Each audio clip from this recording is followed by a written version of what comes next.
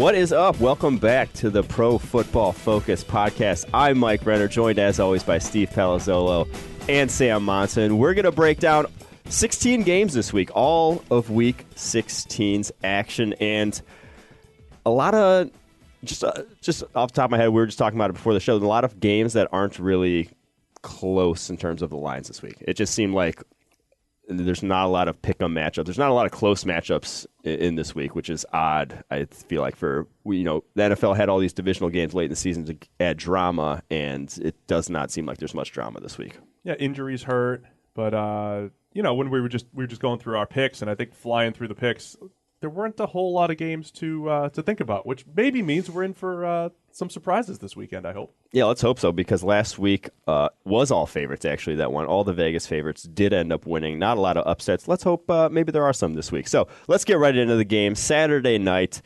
Colts travel to Baltimore to face the Ravens. Ravens 13.5-point favorites. Colts have to be having one of the least redeeming seasons of any team in the NFL in terms of, what do you take away from the season that's positive?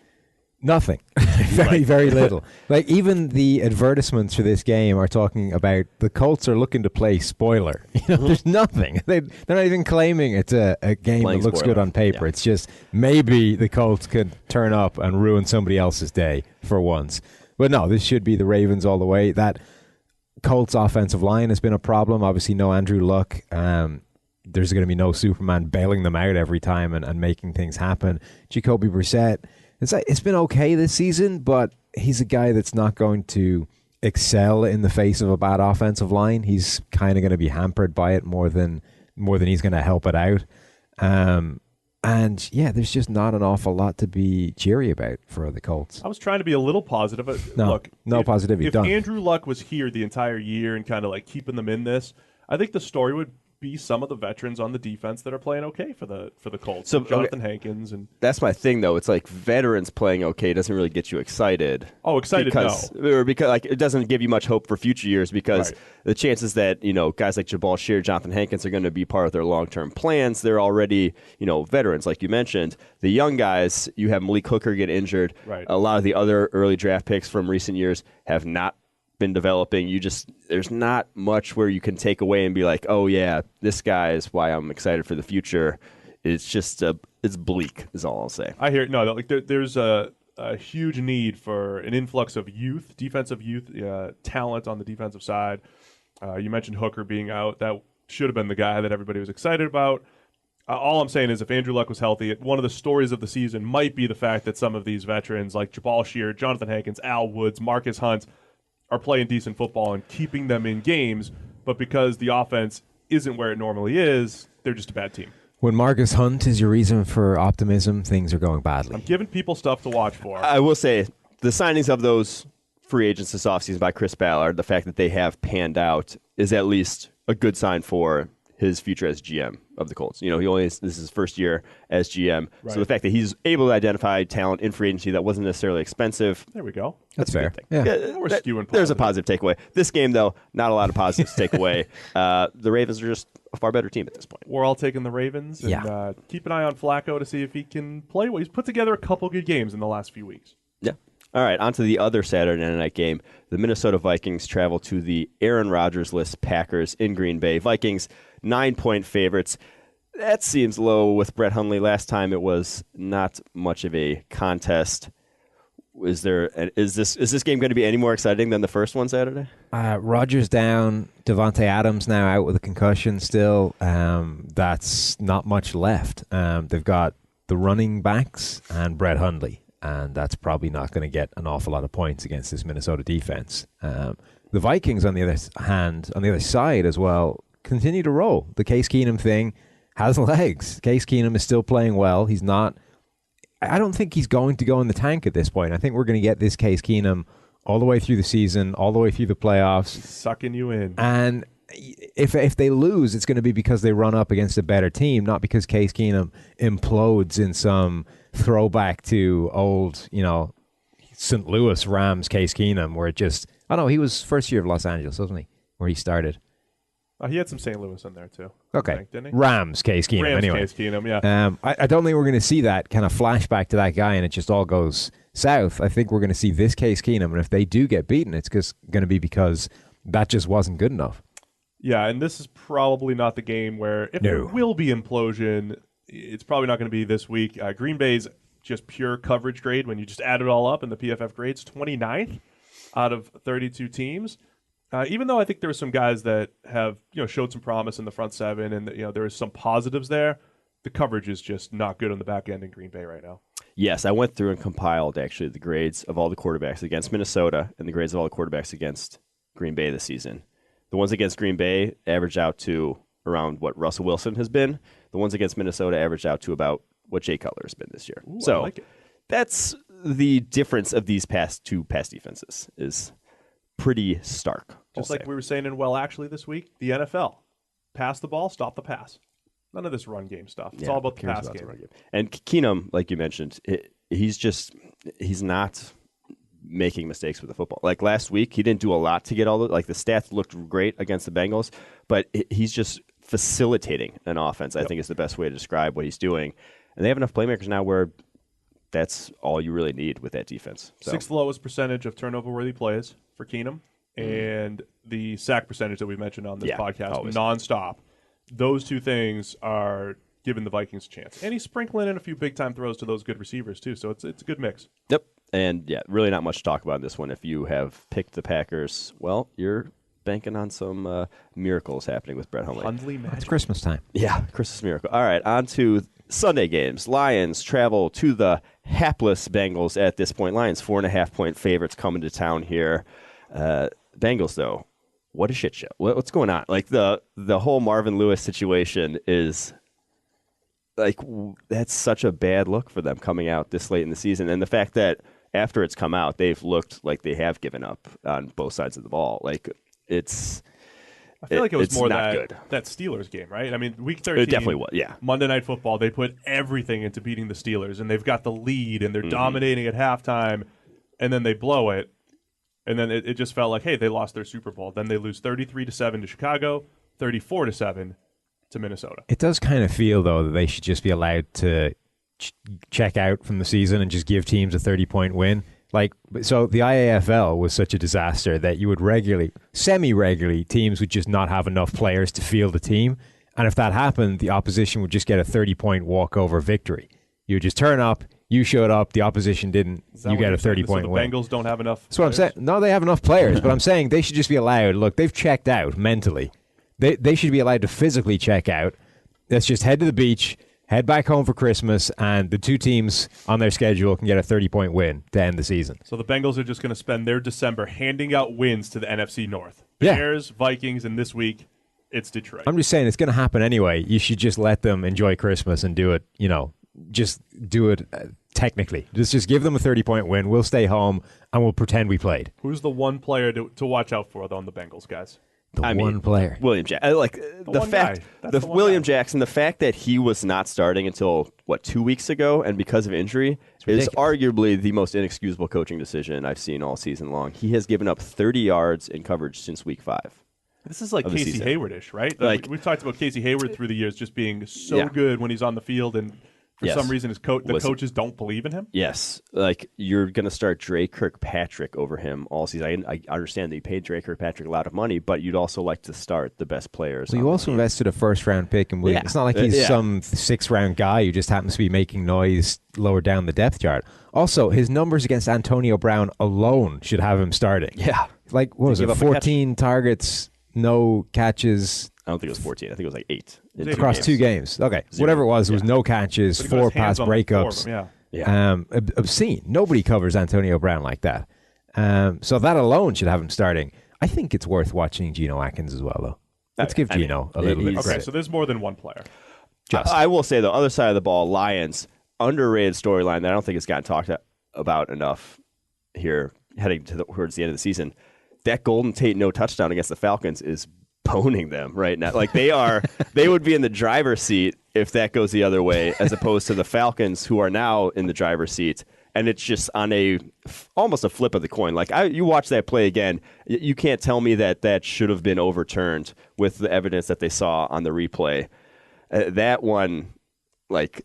Between that and then the New England-Pittsburgh catch, no catch, determining home field and maybe determining the entire AFC. I mean, there are a few calls really being magnified this season. God, replay is such a Very disaster. much so. I still think though they could back into the playoffs. Like they play a Bengals team who's not even close, and then they play a Packers team in Week 17 who Aaron Rodgers lists. All it takes is they should win out, so they just need a little bit of help. Atlanta to stumble down the stretch. I give the big edge to the Lions in this one, I'll say. I'm taking the Lions as well. One quick thing. We had some Lions fans asking about Matthew Stafford's number 18 ranking in our quarterback grades, and the stock answer I had to give. He's leading the league in dropped interceptions, third highest percentage of turnover-worthy plays, and some really bad fumbles in there that aren't showing up in the stats. The one just straight slipped out of his hand. Those are huge.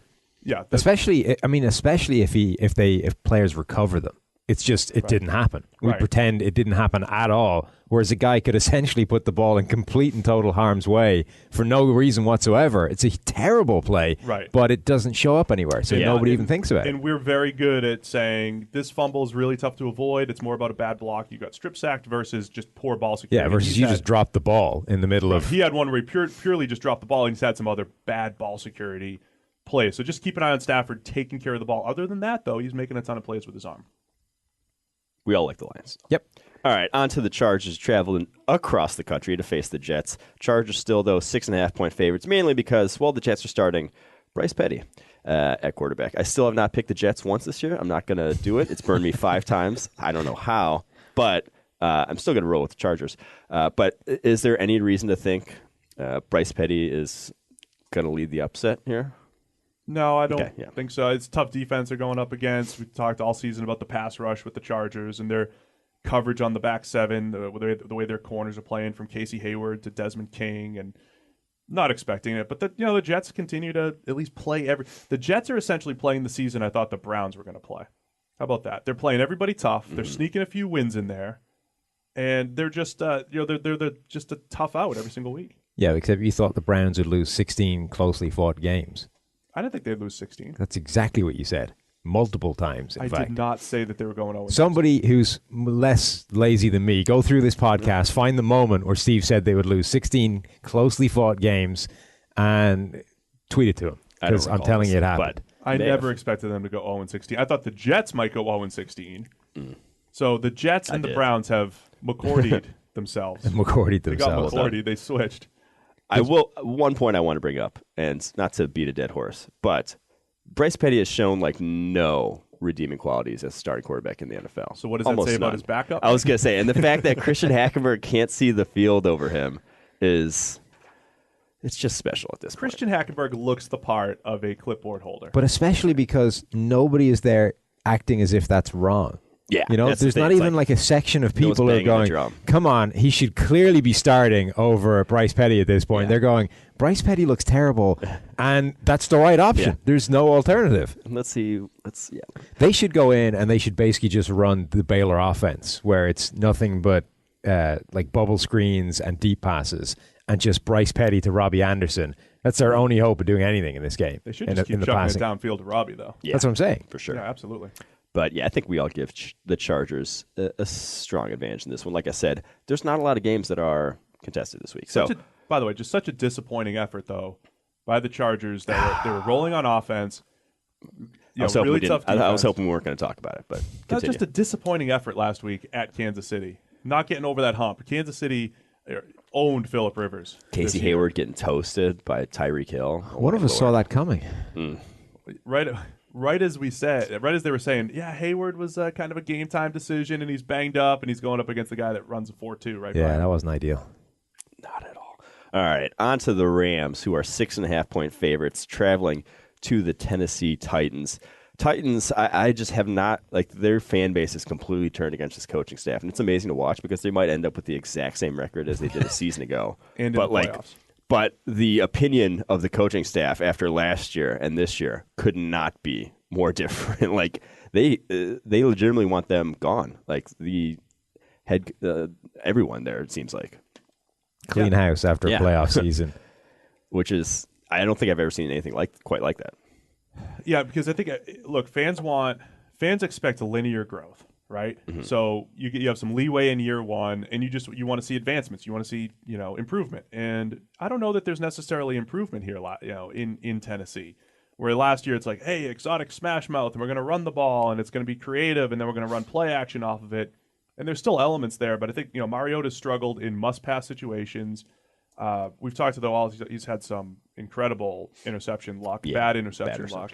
But I think the defense, though, too, where are the strides forward defensively in the key areas, in coverage and pass rush? Because those were kind of the big questions coming into the season, and I think they remain the big questions despite the fact that they could make it into the playoffs. Well, the other thing is that it doesn't always reflect in wins and losses how well you're playing. We talked about the narrow margins, flip of a coin, replay here, and that's a season-defining thing.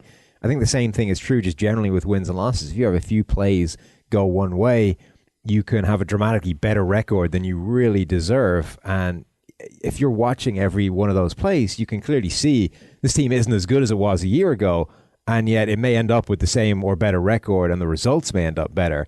But I think a lot of people understand that that's not really a reflection of what's happened.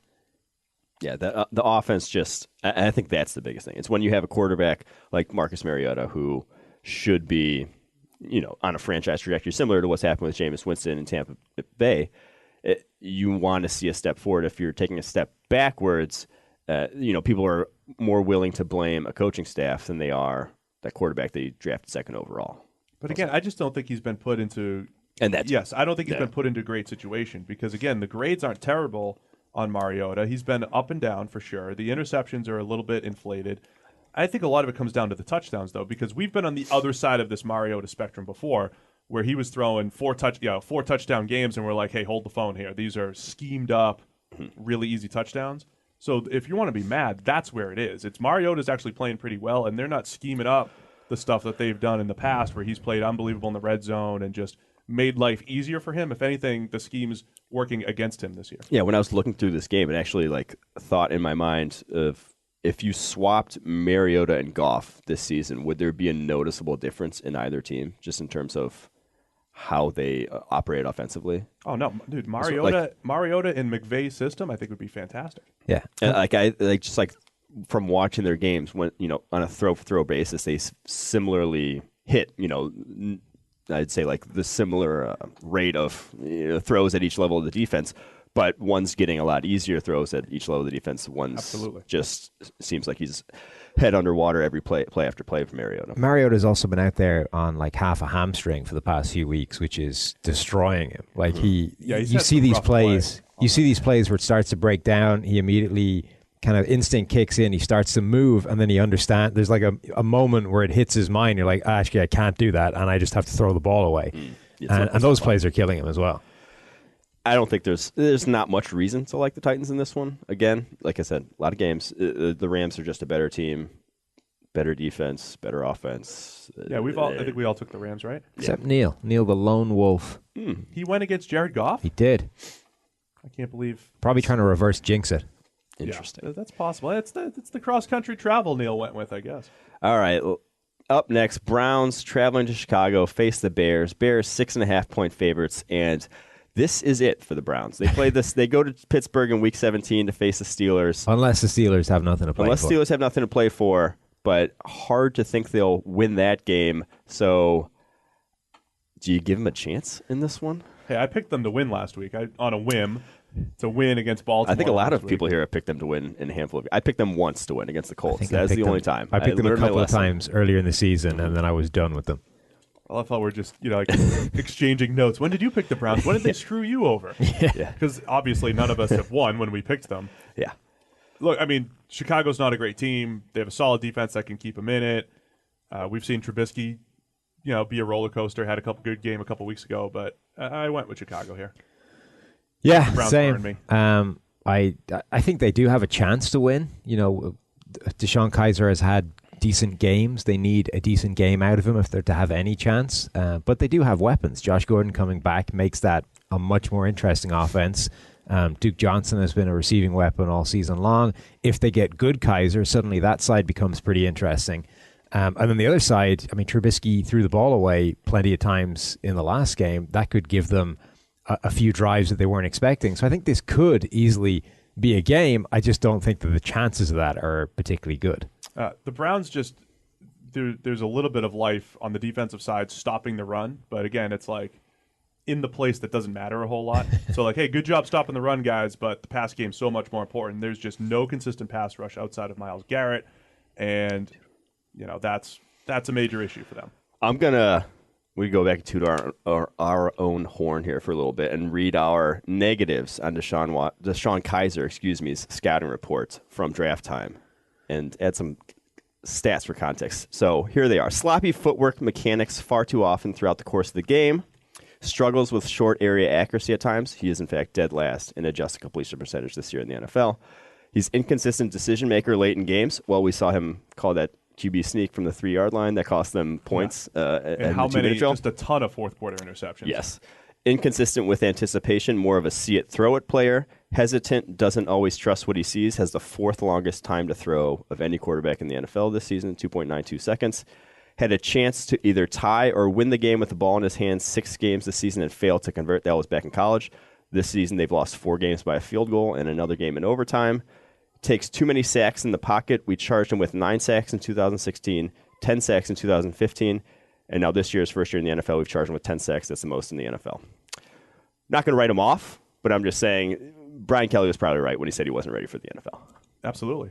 And Brian Kelly took a lot of heat for that. Yeah. He took a lot of heat for that. And Notre Dame got better. Like, you don't always compare it wins and losses, but Notre Dame got better this year, and the Browns got worse. Well, the concerning thing would be,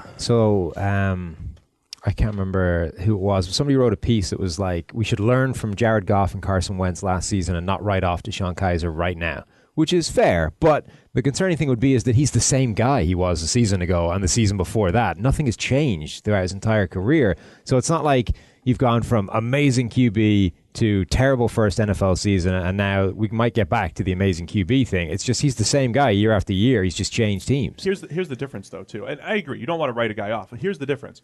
We graded Jared Goff in college. He graded extremely well for multiple seasons. We graded Carson Wentz in college, graded extremely well.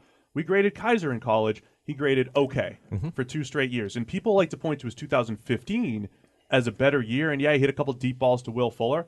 He wasn't great in 2015. He wasn't great in 2016. He's been a roller coaster ride his entire career, and that is carried to the NFL. That is the big concern with Kaiser. And it's never improved. It's never... There's none of that linear progression that you talked about before. It's just This is Kaiser. Right. So we're going to have learned our lesson here, and I think we all went Bears. Yeah. We all learned our lesson. We went Bears. Yes. All right. 0-16 is very much Gordon picked the Browns, but Gordon has the lowest rank. Gordon, I think, of picked any the Browns like 8 He's times. He's a 3-year champion, though. He was due for a bad year. All right. On to the Bucs, who travel to Carolina to face the Panthers. Panthers, 10-point favorite.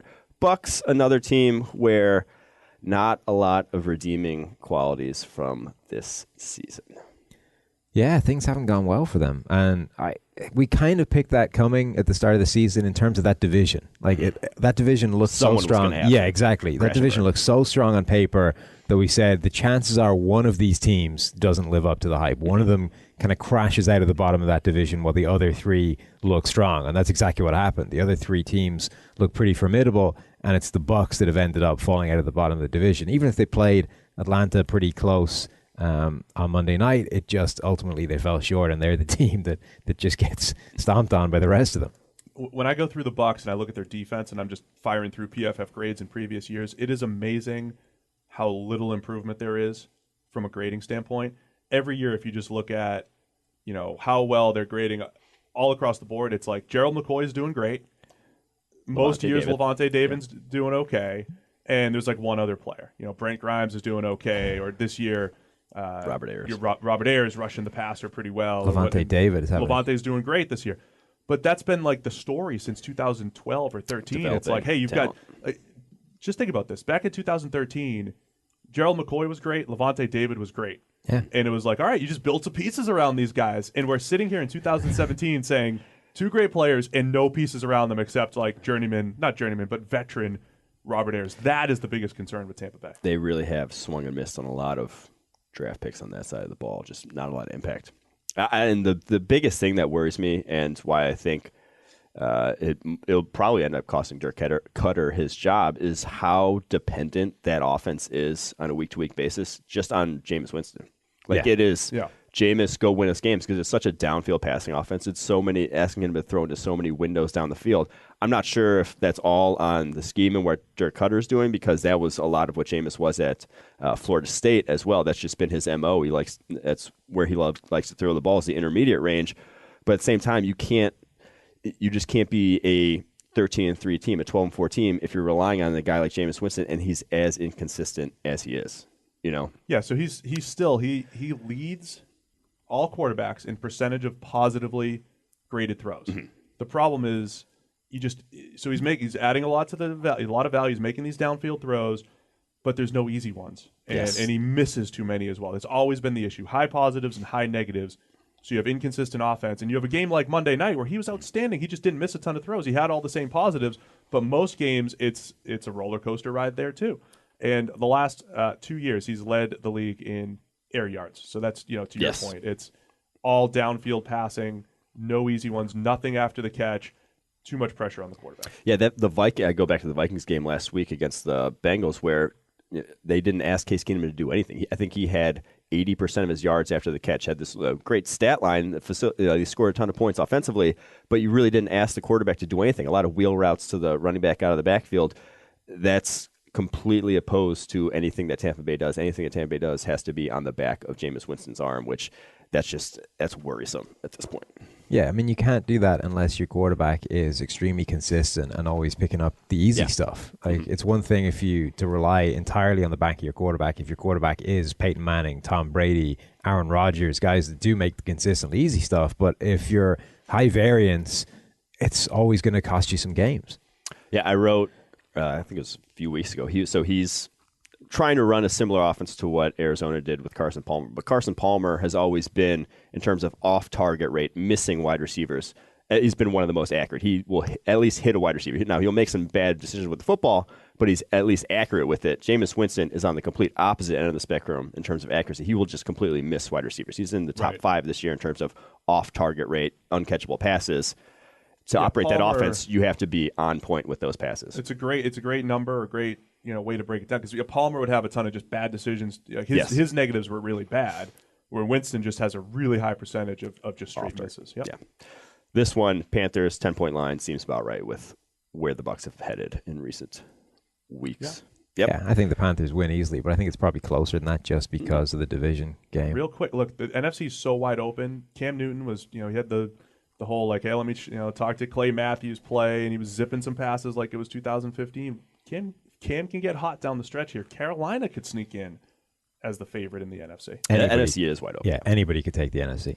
And with that, we'll kick it to Eric Eager and George Charure for our lock of the week. Take it away. All right, it is that time of the week. Only 2 weeks left in the regular season. Time to make sure you finish strong. Lock of the week time is what we're trying to do as well. 10-5 on the year, although Eric, last week, a little rough. So how are you hanging in? Doing all right? Yeah, I mean, as it is almost Festivus, we do have to kind of air the grievances.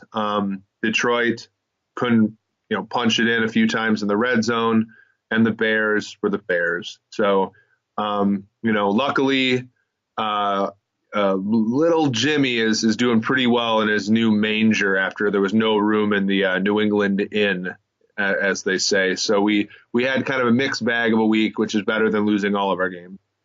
Yes, that's factually correct. It's better than losing all of our games. You also just strung out like 4 straight jokes, which is fantastic. Very proud of you. And for those of you that don't know, I'm a Niners fan, so I've been propagating the belief that Jimmy is the second coming. Lots of evidence that supports that. So just going to leave that out there. Not a religious podcast, obviously, but just what science tends to be saying. So we'll move on. We're not taking Jimmy this week, at least for our lock of the week. He may, however, be involved in our 5 picks. You should go check that out on the website. But this week for the lock, we are moving away from the bearded fox, thank the Lord, and going to Dallas. Seattle is in Dallas. They're getting 5 points, and we are taking the Seahawks. Eric, before we get into why we like it so much, what worries you the most? Right. I mean, I think when we've taken Dallas, we've benefited from Zeke. When we haven't taken Dallas, we've not benefited from Zeke. So, that's he's the big elephant in the room. He's slimmed down a little bit, so maybe less of a big elephant in the room. But, if Dallas can have the type of success that Los Angeles had running the football against Seattle, it may be difficult for Russell Wilson and company to keep this one close. However, you and I tend to think that running backs and the running game are overvalued in the market.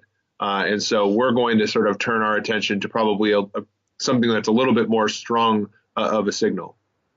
Yeah, no kidding. I do think, though, that as much as I think like running the ball is probably overrated in terms of Zeke being back, his impact on the passing game, should not be understated. The play action game was so important for Dak last year, it was important at the beginning of this year, and whether it's because Zeke was gone or not, it has been not so good since he was suspended. So if that revitalizes the play action game and all of a sudden Dak can become a little bit better of a quarterback, I think that would be what worries me the most.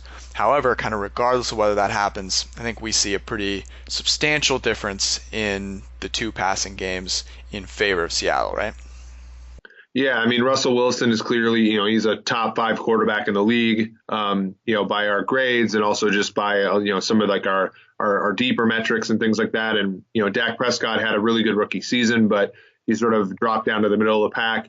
And then in the passing game, also, when you look at supporting casts, the receiving quartet of, Tyler Lockett, Doug Baldwin, Jimmy Graham, Paul Richardson is certainly superior to what Dallas has put out there.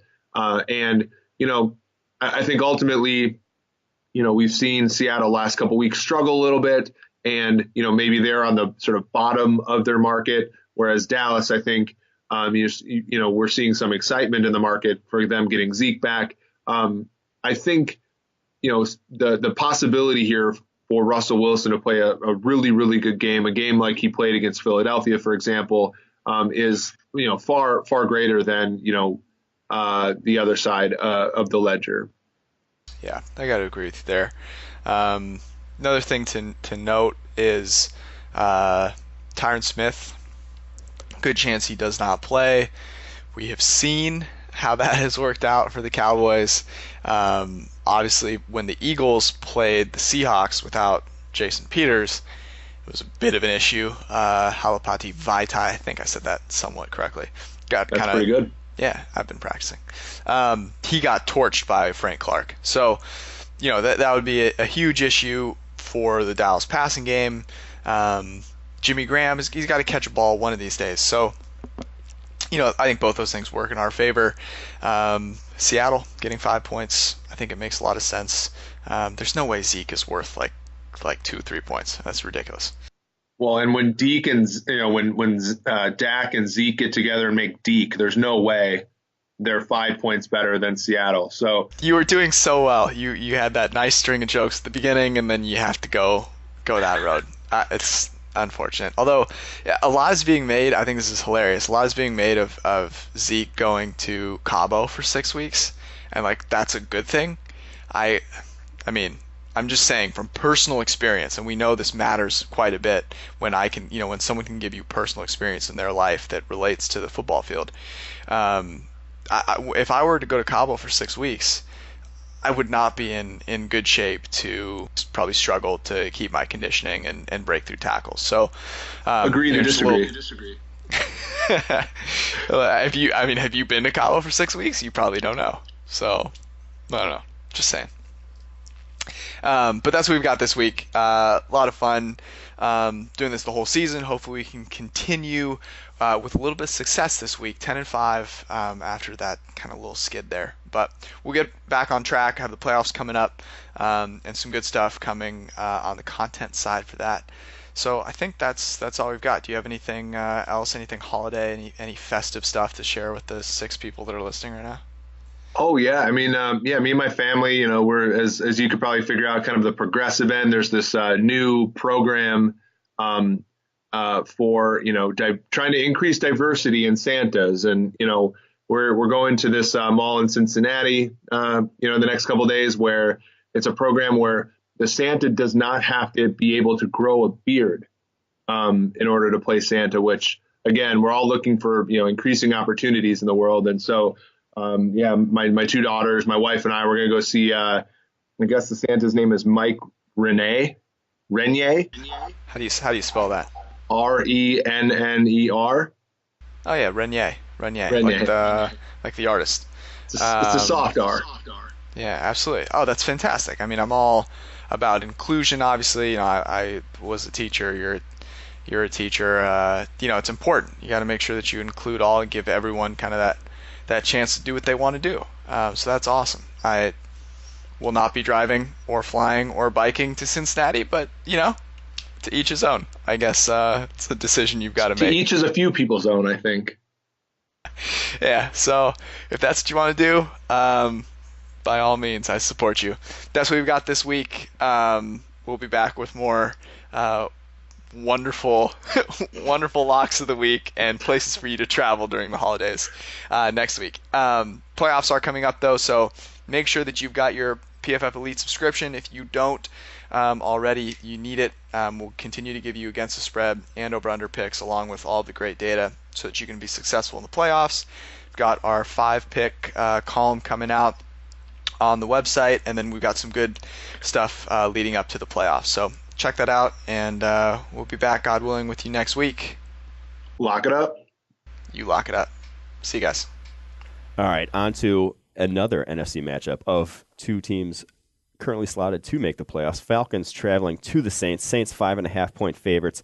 Falcons would really like to get a W. I think if they do win, they wrap up a wild card spot, I believe, at least. Saints, though, still fighting to try to get a bye. Where do you see this one going, Steve? Another one of these weird matchups where they just played 2 weeks ago. We've seen this a couple places around the league where division teams are playing within 2 or 3 week periods. The last matchup, the Thursday night game, Matt Ryan comes into the game with like 2 turnover-worthy plays the entire game, and he threw 4 in that game alone, 3 actual interceptions, but they still pulled it off. I thought that was encouraging for Atlanta, a pass defense that's been a bit up and down this season, but they closed the game out with a Deion Jones interception of Drew Brees. Brees has gotten away with some questionable decisions too over these last few weeks. So for 2 teams that are so driven by the quarterback, I think it comes down to the pass defenses making plays. But that game, Alvin Kamara goes out on the first drive. Oh, that's a huge factor. That's a huge factor. So the most dynamic playmaker the Saints have had all season long wasn't a factor in that game at all. Huge break for the Falcons defense, and it was still coming down to a guy picking a pass off in the end zone to seal a win for them. So I think that's probably quite indicative of how this game is going to go, that if you put a guy back in the lineup as dynamic as Kamara has been, as good. I mean, the Falcons are actually relatively well positioned in terms of matchup potential with a guy like Deion Jones. There aren't too many people that you would athletically trust to go anywhere near Kamara. Jones is one of them. I just don't know if it's going to be enough. Yeah, I mean, Kamara is just special right now. I still thought, even without Kamara, though, I just think these 2 teams are pretty evenly matched. I love the way the Saints have progressed on the defensive side of the ball. And this Marshawn Lattimore-Julio Jones matchup, 2 times a year, this is going to be must-see TV. They both went back and forth, couple penalties for Lattimore, but a lot of plays in tight coverage. He had a bad interception from Matt Ryan to Lattimore, too. So great battle a couple weeks ago. I think it's going to be must-see TV. I will say I'm a little sad that this was the year that the Saints finally started going run heavy, because just with the quarterback play around the NFL, I thought this was the first time that Drew Brees could have possibly won an MVP.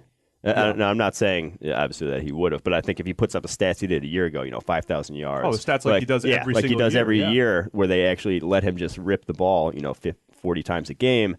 He probably would have had been a front runner for the MVP. All of a sudden, they go run heavy though in the 1 year with down quarterback play, and he and he's probably not going to win. Well, just be ready, because if they win this game, the way the MVP discussion has gone, it was Brady and Wentz for most of the season. Wentz goes down, and then the last few weeks, it's just like new names would pop up. Oh, Russell Wilson's in the mix, and then he falls out, and Todd Gurley's in the mix. And he goes for 400 and a few TDs in this one. All of a sudden, well, people will forget that. Honestly, Brees has not been an MVP this year. In previous years, you could make the case when they weren't winning. Brees.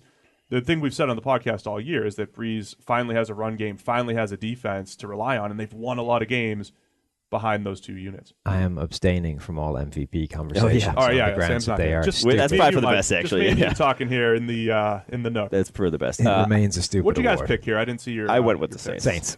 So we all picked the Saints. Yep. Did everybody? Everybody. I don't think I picked an upset this week. I'm going to be that guy. I don't think that's indicative of us hating on Atlanta. It just like feels like it's the week. It's a split. It just feels like these guys should be splitting this year. Hey. All right. On to the Broncos, who travel to Washington to face the Redskins. Redskins 3.5-point favorite. Might not seem like there's much to play for in this one, but the Redskins only have 2 more chances to decide if Kirk Cousins is a franchise QB. We're going to spend the next 2 weeks this is big for really them. Evaluating Cousins and seeing what he can do. Yeah. Yeah, we haven't seen much from him before in the last few years. Yeah, so the next 2 weeks, we're going to start to pay it. attention, and this is what's going to determine whether we pay him big money after the big money we've already paid him. Just to touch on MVP real quick again. No. And compare it to Cousins. I'm a big believer in not looking at what a backup does. So, like, I wouldn't hurt Carson Wentz's MVP chances just because Nick Foles threw 4 touchdowns. But if you're the Redskins and you're looking at, do we re-sign Kirk Cousins? Don't you just look around the rest of the league and say, we don't want that. Like, we don't want Blaine Gabbert starting for our team. We don't want to have to go to a Brett Hundley. We don't want to have to go to a Tom Savage. Yes. Like, aren't you just looking around and saying, let's sign him? I don't understand how you can possibly look around at some of the guys that are starting and say, how can we let this guy walk out of the building? There's nothing I want more, though, than for them to franchise him one more time. To pay him $34.5 million next year to play quarterback for 1 season and do this whole dog and pony show once again. If that happens, they'll have paid him $74 million in 3 years while they decide if it's worth paying him big money. Yeah, that makes sense to me. You don't think that makes sense? I think it'd be hilarious. I'm kind of rooting for that too. I'm with you. I just think it's hilarious. All right, what else we watch it for in this game? Not much, because like Broncos, like I've been the theme of the show here.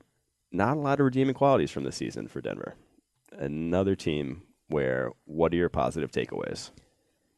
I told you, for me, that started in the offseason. Yeah, it did. Like they were bound. It just seemed like they were bound to be this team because there were no positive takeaways for their offseason either. Right. You can talk yourself into a positive spin in any team's offseason, I feel like. But the Broncos, I just had a tough time coming out of their offseason saying, I didn't really love the draft. They didn't really do much in free agency, and all the guys that they relied on to win the Super Bowl in free agency were, DeMarcus Ware retiring, getting old. And it was like, well, this hinges on Trevor Siemian taking a big step forward. And if anything, well, not if anything, but it definitely went very far the other way. This isn't a big thing for, listeners of the podcast, but for me personally, this is a game that's loaded full of people that I quite liked coming out. In terms of the random guys that Sam quite likes as players, this game's awesome.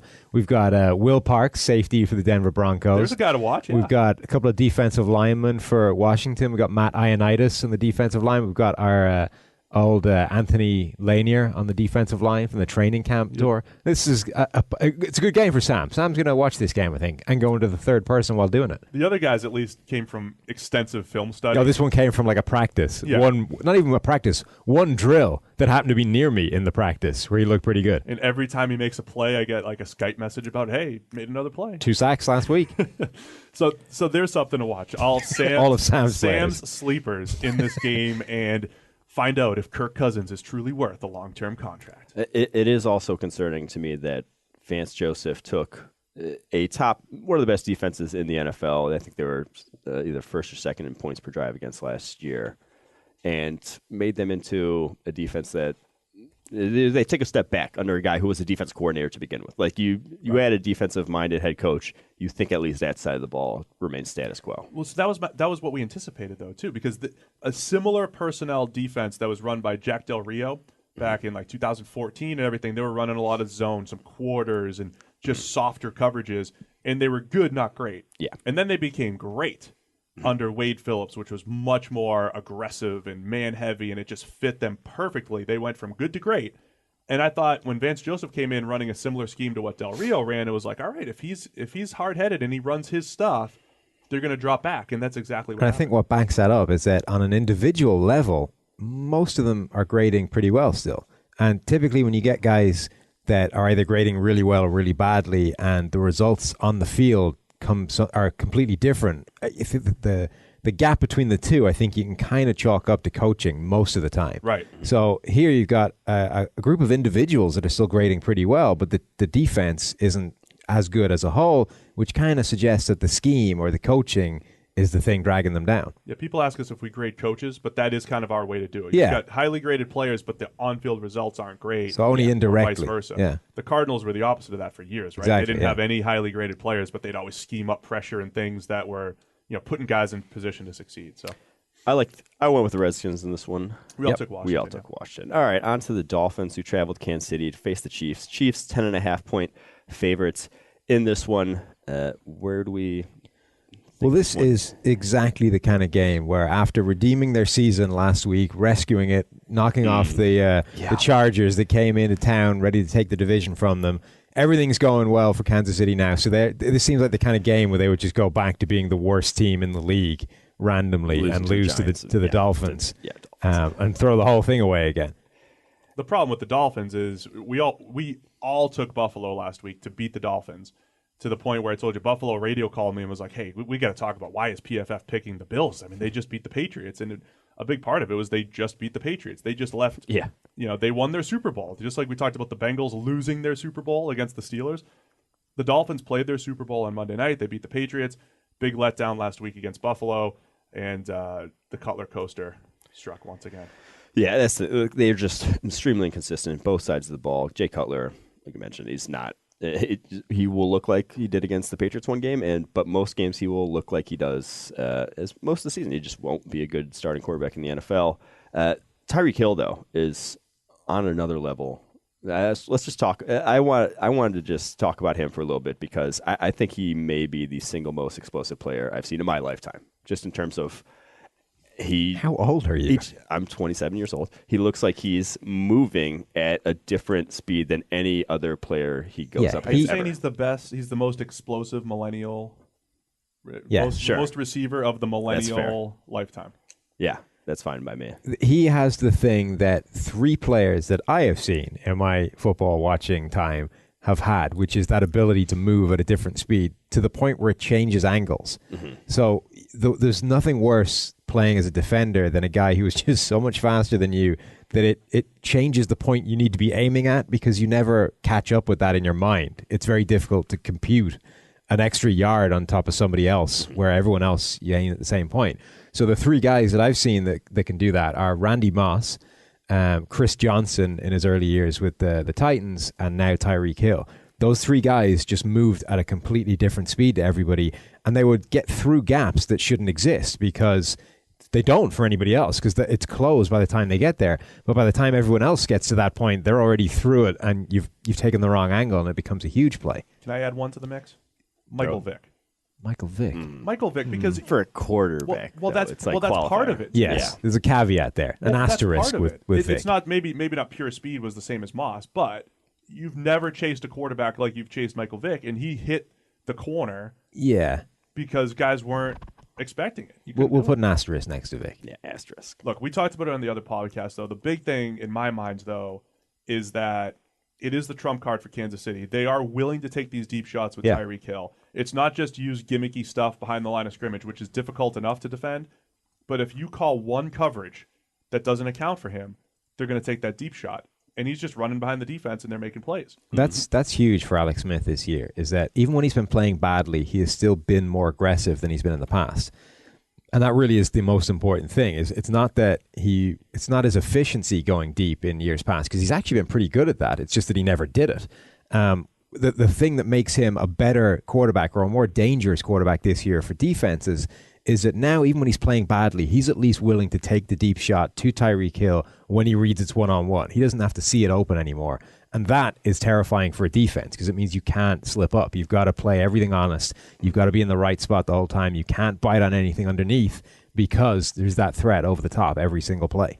Yeah, absolutely. And so efficiency is a little bit better, though, too. He's number one in completion percentage on the deep ball, leads the league with 12 deep touchdowns. And, yeah, I mean, you just can't call a coverage that's not accounting for Tyreek Hill. Chiefs, we all went Chiefs. If they win, they will be AFC West champions once again. On to the Bills, who travel to the Patriots. Patriots, 12-point favorites. Is there any? is there much to talk about in this one? I don't know. It's the Gronk revenge game for the Bills. Oh yeah, Tre'Davious has been walking back to hate this week because he knows it's a revenge game. Let's dial it back a little bit from saying because Gronk's coming off his 99.9 well-rested grade against Pittsburgh last week. You don't want to piss off the Gronk. Yeah, it was one thing to talk all big immediately after the fact, but now that I have to cover him again, I'm going to walk it back a little bit. I mean, there's a little bit. Buffalo's pass coverage has been pretty good. They've been absolutely torched on in the run game. I think for New England, they if New England's going to live up to their hype, they need to be efficient in the pass game. And I think it's just a challenging matchup for them going against Buffalo, a familiar team that did a pretty nice job against Brady in the pass offense last time around. They did, which is interesting because they do it in a different way than, I don't like using the term, blueprint to beat somebody, but honestly, there kind of is a blueprint to stop this Patriots offense now, and it's man coverage. And that's the Steelers essentially proved that test this past week by completely changing their defense away from zone coverage to man coverage. And other than the fact that they didn't have anybody that could cover Gronk, it worked. I mean, it did cause them more problems than they've had in the past, certainly against the Pittsburgh defense. So I think if there is a blueprint to beat this Patriots offense, it's run, man coverage, choke all of his number one receivers, and then figure out some way of stopping Gronk. The Bills, though, this year went away from their man coverage stuff, ran more zone, and yet they're a team that have actually managed to do okay running that way, running without reverting to everything being man coverage. Yeah, and like I said, a couple weeks ago they did a pretty good job. So I think to me that's the matchup to watch. You want to see if New England's pass offense is going to be, what they should be going into the playoffs. Yeah, it's the Patriots, so I think we're all leaning that way. All right, on to the Jaguars, who are 4-point favorites, traveling across the country to face the 49ers. Jimmy G, Blake Bortles, two best quarterbacks in the NFL over the past handful of weeks. This one, is this going to be a shootout? It's going to be like the Bortles-Garoppolo shootout? Yeah, the Bortles-Garoppolo. The QB matchup we all thought we'd want to see this week. Well, look, Jimmy G's been really fun to watch. He's been really good, but him going up against this Jacksonville pass defense, that's going to be great. It really great is. Great matchup. I really like this game. In all honesty, might be the one I want to watch the most this week. This will be interesting. Imagine the 49ers became watchable. Jimmy G made some bad throws last week that he hasn't made in the past that he got away with. There were a lot of plays that were kind of left on the table, more just inaccuracy than anything else, not necessarily dangerous throws, but ones that he could have been more productive. Right. And now he's going up against a much tougher coverage unit. That'll be interesting to see if that was just a one-time blip or if there's something there to be exposed by a really top pass rush and pass coverage unit. The one thing that stood out to me about Jacksonville's defense just all season, we use pressure percentage a lot, just the percentage of snaps where a team gets pressure. But with Jacksonville, to me, it's how many snaps they get multiple pressures. How many times there's Calais Campbell winning and Malik Jackson winning, or Calais Campbell winning and Yannick Ngakoue, or Dante Fowler. They have so many guys that can win up front. That's what makes them, I think, so good, is they've just, across the board, that defensive line, just loaded with guys that can win as pass rushers. Yeah, Jaguar. I picked the Jaguars in this one. I think they're going to win. The biggest story for me, though, Blake Bortles, not a turnover-worthy throw since Week 12. He is 6th this year in turnover-worthy throw rate. He was never higher than 20th going into this. He was always a below-average quarterback in that regard, and has somehow figured out a way to protect the ball. His stats over the last 3 weeks are insane. I think that's slightly skewed in that earlier in the season they were consciously trying to give him as little to do as humanly possible and take the ball out of his hands and basically do by scheme take away those turnover-worthy plays. But that's the whole point. No, but the last 3 weeks it's been a different story. I got you. The last 3 weeks, you've got Blake Bortles actually playing well, actually going downfield, and still not turning over the ball and still not putting it in harm's way. So I think the point of the last 3 weeks, this guy has looked legit and pretty scary is absolutely true. I just think that story of 6th overall for the season is a little bit skewed by the sort of the first 12 weeks or whatever being more scheme than him. I want to float something at you guys Uh-oh. to get your take on this. The Calvin Johnson paradox. So Matt Stafford, after Calvin Johnson left, had one of his best seasons. I like it. I didn't realize that had a name before, but I like it. I just named It's it. good. Allen Robinson. Isn't it called the Ewing theory? A candidate for this as well. No, that's a little different. Allen Robinson, a candidate for this as well, and Blake Bortles. Ooh. Not forcing it his way as many times as he had. Last year, he threw 7 picks when he was throwing at Allen Robinson. Had like a 50% completion percentage when he was targeting him. Is that helping Bortles' development, not having that guy to force it to down the field? I think there's something to it. I've seen other quarterbacks have dealt with that a little bit too, but it also goes both ways too, because there were times when Stafford and Calvin, when they're on, they were awesome. Yeah, and there were times That's when why Bortles, it's a paradox. and Bortles See? and Allen Robinson. See why it's clever? I know Allen Robinson and him were great in 2015, but yeah, maybe this is a part of it. I'd still chalk it up more to the game flow and defense and the running game, but. Nope, maybe it's paradox. It's just no. It's a bunch of no-name paradox. receivers that Bortles is making look good. It is like you look at those receivers on paper. He should not be No, it's having true. this season. It just shouldn't. That's not how it should work. And that's not how you think offense works. With more talent, you should be better. Yeah. With less talent, you should be worse. Not been the forcing opposite. the passes to Allen Robinson. Look, I still took San Francisco because I do think Ooh. I think Bortles has to regress back into the Bortles at some point, right? Because I don't think it matters. That's the thing. Well, Like- because but defensively, Jacksonville's going to be in every game. Yeah, the at way which they point play. you need Bortles to go back into throwing the ball to the defense 3 times, Bortles, for it to be a problem. Oh, I'm not ready to say that he's past that. No, I'm not either, but I'm at all. saying that's what you're banking on to pick the 49ers. Yes, that's what I was banking on. Okay, that's as long as we all understand that. I page. went with the Jags, and I'm going with the Jags to cover as well. I like that line. All right, on to the Giants, who travel to Arizona to face the Cardinals. Cardinals 3.5-point favorites. In this game, I actually wrote a list of 8 players who've seen the biggest decline in their grades. 3 Cardinals on that list. that's not Adrian good. Peterson, Jared Veltier, and Dayon Buchanan all having rough seasons. Cardinals themselves having a rough season. 2 teams, and again, back to the theme, not a lot of positive takeaways. It's actually impressive just how bad Blaine Gabbert has been at quarterback. He has distanced himself off the bottom of the PFF grades from quarterbacks like Brock Osweiler, Deshaun Kaiser, Trevor Siemian. He has been so bad that they've gone back to Drew Stanton, who is, a 12-year career backup. You got to see what they got. You got to see what you got in Stanton. You don't know yet. Yeah. Not to say, though, that is surprising. No. Like, as bad as he's been, I don't think anyone was like, oh, wow, he's really been Except that maybe bad. to Bruce Like, Arians, who seemed to think that it was all down to the teams he'd been on before. Well, yeah. I mean, it's not surprising. I just think it's impressive.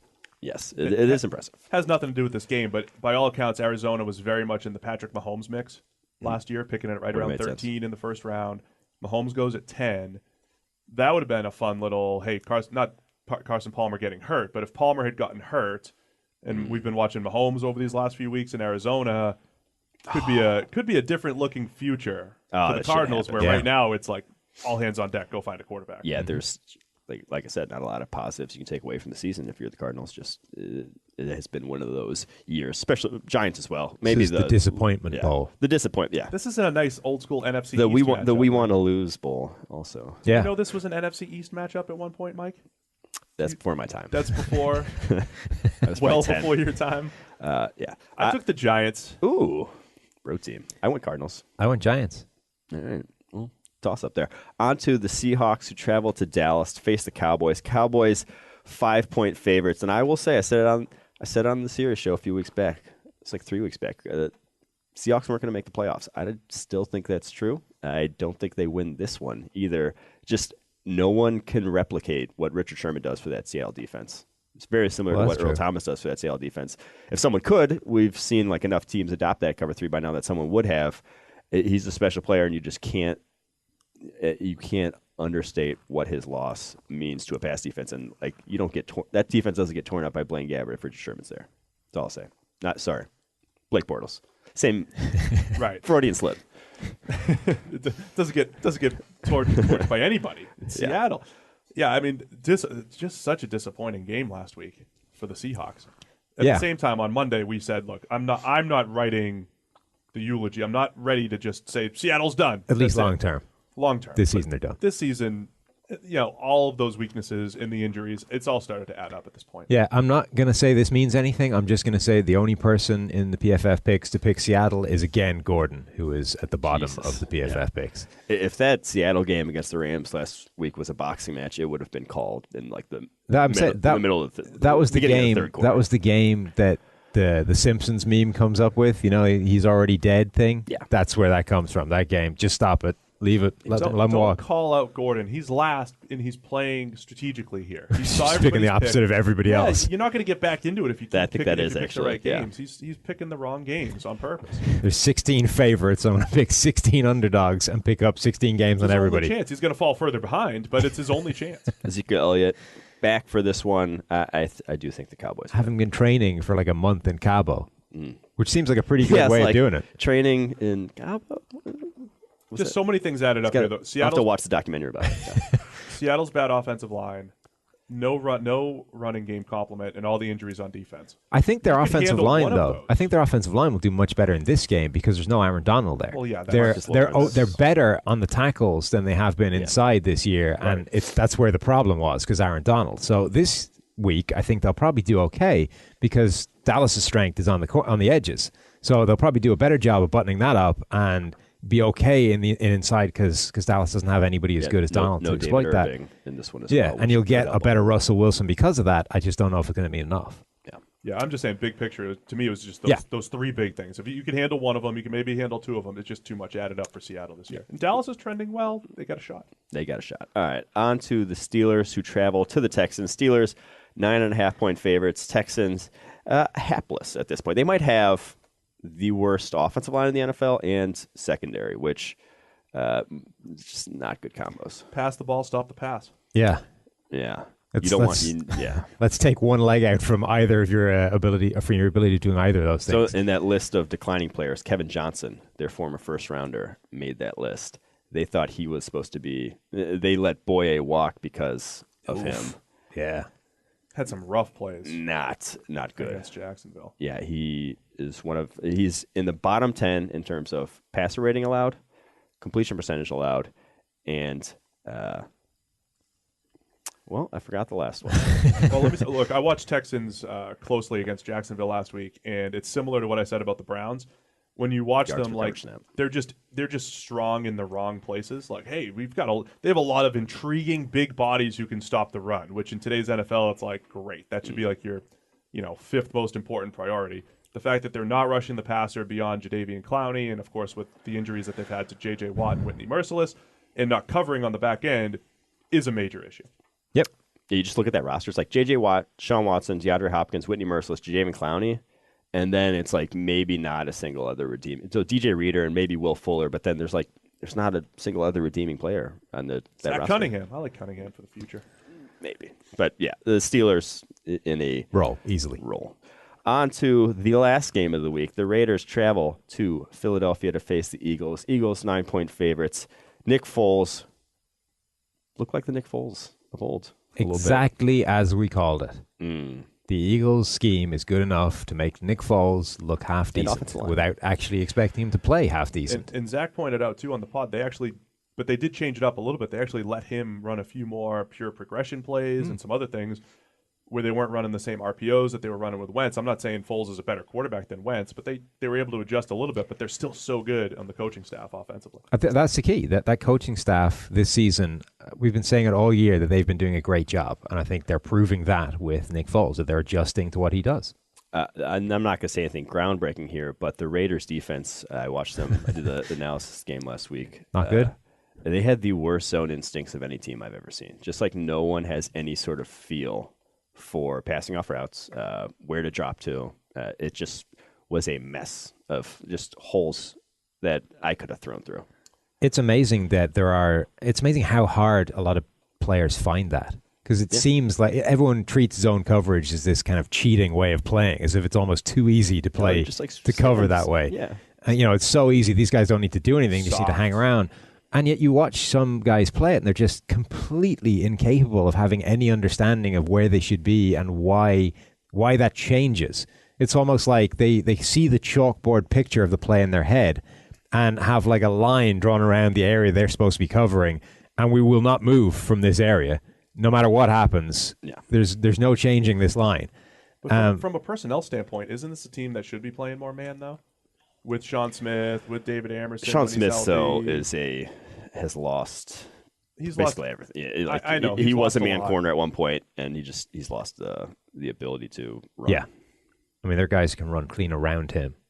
Regardless of how well he does, if he gets his hands on you, you can just take a step off the line and run right the way around the outside of him and then toast him. I know he has his issues. I'm just saying, if they're that bad playing zone, and we've seen that, they've been absolutely torched this year. This will be schematically. This will be a fun matchup, though, on the offensive line with the Raiders' offensive line going up against the Eagles' defensive front. Although they've lost their left tackle in Donald Penn, which is a huge blow going up against that Eagles front. Yeah, you got to be tough on the edges if you're going against. But it's the Rodney Hudson he's on track for the most freaky run of statistics in the history of anything. One hurry all season he's allowed from a center position. He's 2 games away, this being one of them, and this is a pretty big challenge. 2 games away from going 2 full seasons without allowing either a sack or a hit on the quarterback. He hasn't allowed a sack since week 2 of 2015. Aided a little bit by Derek Carr's definitely quick game, and he's not pathologically conservative, but he's on the conservative end. The way he gets rid of the ball. Yeah, true. No, that definitely helps out his numbers, but still, those are obscene. It is really impressive. Not a lot to like, though, about the Raiders in this one. They're overmatched. Eagles comfortably. Eagles comfortably. Steve? I got the Eagles. I don't think it's comfortably. I mean, I still don't. I don't trust Foles that much. It's like Foles is going to have a bad game at some point. The Raiders, though, aren't like the team that's going to capitalize. They're not the team to capitalize on. Maybe throw, this isn't. All right. Eagles. We all like Eagles. That's it. That's all 16 games. Hope you guys enjoyed it. We'll be coming back to you same time again next week. Have a good one.